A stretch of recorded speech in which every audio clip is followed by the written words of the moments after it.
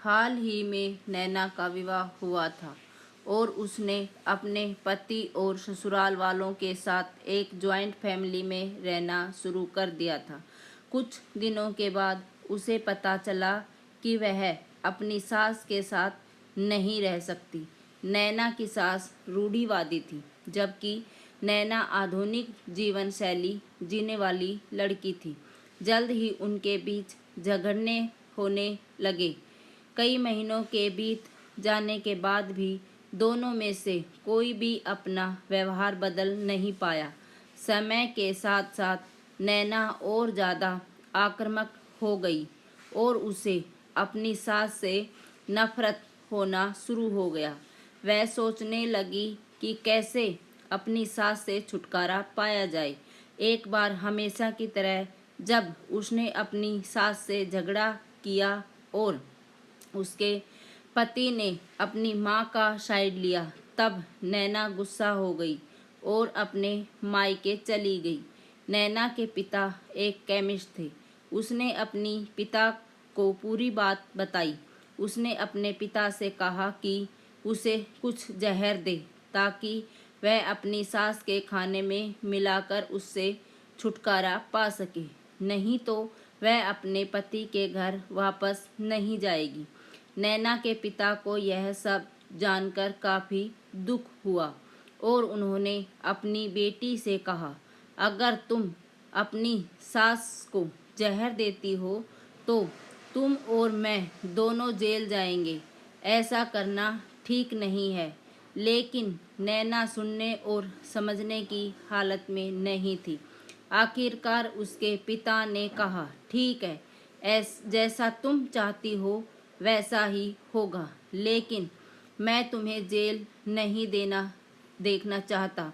उसके पिता अंदर से पाउडर लाए और कहा, हर दिन जब तुम दोपहर का भोजन या रात का भोजन करते हो तो अपनी सास के खाने में इसे मिला देना।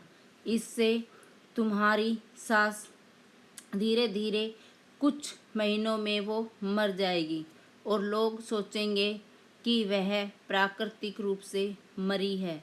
उन्होंने यह भी कहा, क्योंकि किसी को भी तुम पर शक नहीं होना चाहिए, इसलिए आज से तुम अपनी सास के साथ नहीं झगड़ोगी, उसकी देखभाल करोगी। भले ही वो कुछ भी कहे, तुम गुस्से से बात नहीं करोगी और हमेशा शांत रहोगी। नैना सहमत हो गई और अपने ससुराल वापस आ गई। अपने पिता की सलाह के अनुसार अपनी सास के खाने में पाउडर मिक्स करना शुरू कर दिया और बड़े ही प्यार के साथ बात करना शुरू कर दिया। समय बीतने के साथ साथ नैना की सास का नेचर भी बदलना शुरू हो गया, क्योंकि नैना अब अपनी सास की देखभाल करने लगी थी। इसलिए उसकी सास भी उसके प्रति विनम्र होने लगी और प्यार से बात करने लगी।